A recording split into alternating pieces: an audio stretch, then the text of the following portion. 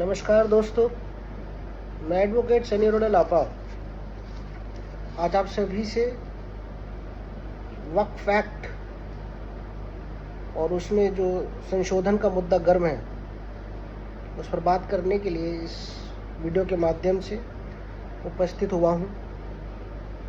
इस वीडियो में हम मौजूदा हालात क्या हैं और सरकार क्या चुनौतियां फेस कर रही है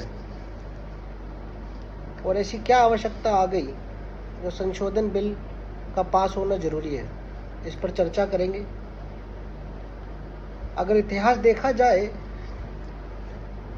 तो वक्फ एक्ट की शिकड़ें मुगल शासन के दौरान पक्की होना शुरू हो गई थी और पहली बार इसे कानूनी वैधता 1954 में मिली। अभी तक इसमें 2 बारी संशोधन किया जा चुका है और दुर्भाग्य यह है कि संशोधन से वक्फ की कार्यशैली में पारदर्शिता खत्म हो गई, जिस कारण सरकार का कंट्रोल भी कम हो गया। फायदा कम, देश का नुकसान ज़्यादा हुआ। मौजूदा हालात ये हैं कि फ़िलहाल वक्फ एक्ट के अंडर करीब 8,72,300 अचल संपत्तियां आती हैं, जिनका क्षेत्रफल करीब 9.4 लाख एकड़ है और वैल्यू में वह 1.2 लाख करोड़ की हैं। सरकार के सामने सबसे बड़ी विडंबना यह है कि 9.4 लाख एकड़ का क्षेत्रफल मात्र 200 करोड़ का रेवेन्यू जनरेट कैसे कर सकता है। पहले क्या चैलेंजेस जो सरकार फेस कर रही है इस पर बात करते हैं। सबसे पहला कि जो भी प्रॉपर्टी वक्फ में कन्वर्ट होती है वह सदा वक्फ के लिए ही रहती है और इनका रजिस्ट्रेशन कराना जरूरी नहीं है। सिर्फ वक्फ बोर्ड को बता देने भर से ही वक्फ वैलिड हो जाता है। दूसरा, कोई व्यक्ति या सरकार इस वक्फ के अंडर एसेट्स, लायबिलिटीज और खर्चों का ऑडिट नहीं कर सकता, क्योंकि इस एक्ट के अंदर इसका प्रावधान ही नहीं है। तीसरा चैलेंज, कोई भी डिस्प्यूट अगर वक्फ की प्रॉपर्टीज को लेकर उठता है तो कोर्ट की बजाय वक्फ ट्राइब्यूनल या वक्फ बोर्ड उसकी सुनवाई करता है और जो भी ऑर्डर पास होता है उसको कहीं पर भी अपील नहीं किया जा सकता और वह फाइनल होगा। चौथा चैलेंज, वक्फ बोर्ड में किसी भी महिला को कोई रिप्रेजेंटेशन नहीं दिया गया, ना ही किसी नॉन मुस्लिम व्यक्ति को। पांचवा चैलेंज, अगर किसी प्रॉपर्टी का इस्तेमाल इस्लाम से रिलेटेड किसी धर्म कर्म में हो रहा हो तो वह प्रॉपर्टी भी वक्फ में मान ली जाती है। छठा, अगर कोई सरकारी जमीन पर वक्फ एक्ट का दुरुपयोग करके कब्जा किया गया है तो वक्फ ट्राइब्यूनल ही उसकी सुनवाई कर सकता है।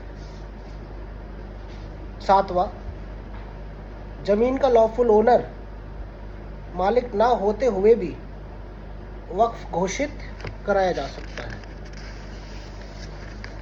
अब इन चुनौतियों से जूझने के लिए सरकार ने अमेंडमेंट बिल 2024 पेश किया है, जिसमें कुछ प्रोविजन इस प्रकार है कि पहला,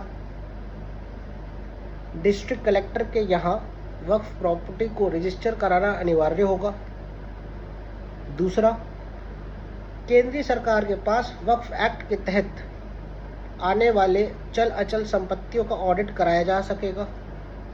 तीसरा, वक्फ बोर्ड में 2 महिलाएं और एक नॉन मुस्लिम CEO का होना अनिवार्य रहेगा। चौथा, कोई डिस्प्यूट पर वक्फ बोर्ड ऑर्डर पास करता है तो वह ऑर्डर हाईकोर्ट में चैलेंजेबल किया जा सकेगा। पांचवा, किसी सरकारी ज़मीन पर वक्फ के तहत कोई कब्जा है तो उस डिस्प्यूट की सुनवाई डिस्ट्रिक्ट कलेक्टर करेगा और इस संदर्भ में डिस्ट्रिक्ट कलेक्टर को रेवेन्यू रिकॉर्ड अपडेट करने का पावर रहेगी। छठा, सरकारी जमीन पर जहां जहां कब्जा है वक्फ के पोजेशन और कंट्रोल में नहीं रहेगी, सरकार ही उसकी मालिक बन जाएगी और वह जमीन वापस सरकार के कंट्रोल में आ जाएगी। सातवां, वक्फ सिर्फ अपनी जमीन मतलब जमीन का जो लॉफुल ओनर है सिर्फ वह व्यक्ति ही अपनी प्रॉपर्टी को वक्फ में कन्वर्ट करा सकता है। चर्चा का विषय यह है कि संशोधनों में गलत क्या है। क्या ये संशोधन वक्फ बोर्ड या वक्फ एक्ट की कार्यशैली में बाधा है या कार्यशैली में ट्रांसपेरेंसी, पारदर्शिता और अकाउंटेबिलिटी बढ़ाता है? अगर देखा जाए तो 200 करोड़ का रेवेन्यू तो इस बात को जुटलाया नहीं जा सकता कि अकाउंट्स में मैनिपुलेशन की जाती है, और अगर नहीं है तो सरकार के सुपरविजन में रहने में विरोध क्यों हो रहा है? मेरा सभी दोस्तों से जो इस वीडियो को देख रहे हैं, आप सभी से निवेदन है कि वक्फ में संशोधन के लिए कैप्शन में दिए गए लिंक पर मेल करें और इस वीडियो को शेयर करके ज़्यादा से ज़्यादा मेल ताकि जॉइंट पार्लियामेंट्री बोर्ड के पास पहुँचे और ये संशोधन पास हो, और जो पैसा, जो प्रॉपर्टी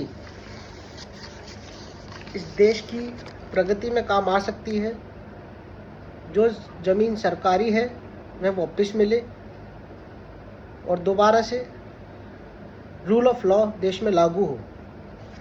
धन्यवाद।